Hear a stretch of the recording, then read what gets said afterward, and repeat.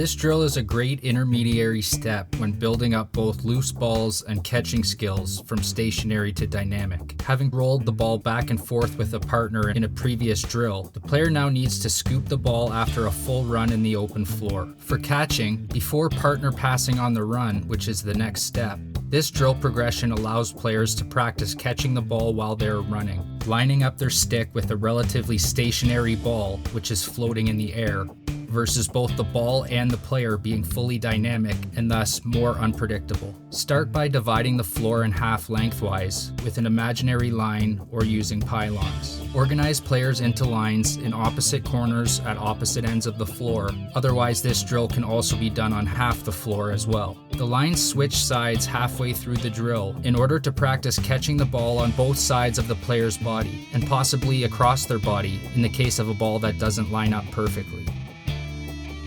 Variation number 1 is called dynamic loose balls, where players run and pick up a loose ball that is coming at them perpendicular somewhere near center floor, and eventually cradling the ball towards the net for a breakaway shot once they've possessed it, drifting to their proper side on their approach where required.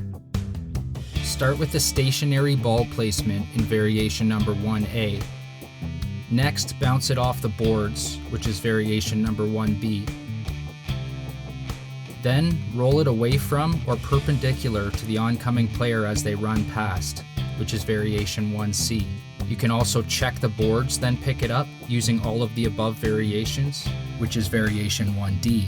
And lastly, take a body check from a volunteer player or coach, either before or after picking up the loose ball, which is variation number 1E. In all cases, the most common error is reaching with their arms instead of getting in front of the ball, making it an all or none loose ball, as we say.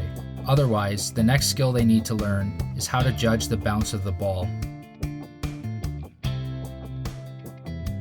Variation 2 is dynamic catching.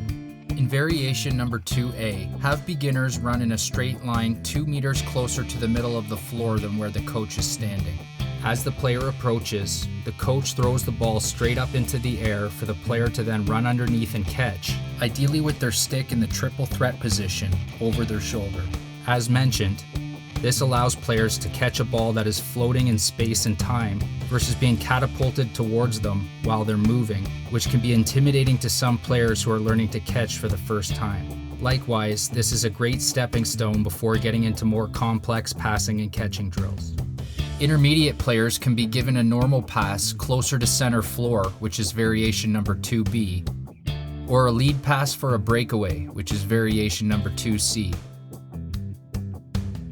Group 2 people, kind of more of a real pass here than just a lob up into the air. Okay?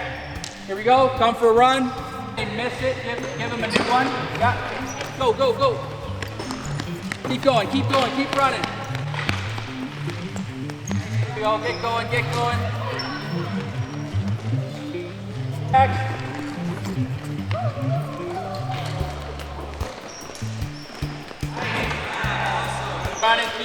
Keep running. You're on a breakaway.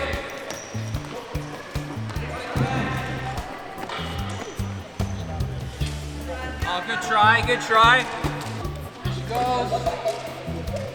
Nice catch. Yeah, keep going. Marty, I need balls. Good one. Lastly, in variation number 3, the consecutive catches game. It's the same as the other variations of the drill, except coaches keep track of how many times in a row a player catches or scoops the ball without a drop. If a ball is dropped, coaches start their count over from 0. Competition is a great way to engage some of the more skilled players of the group who may not need an intermediary step on loose balls or catching, as there will always be a spectrum of skill levels in minor lacrosse settings that need to be catered to in order to give everybody the best experience possible.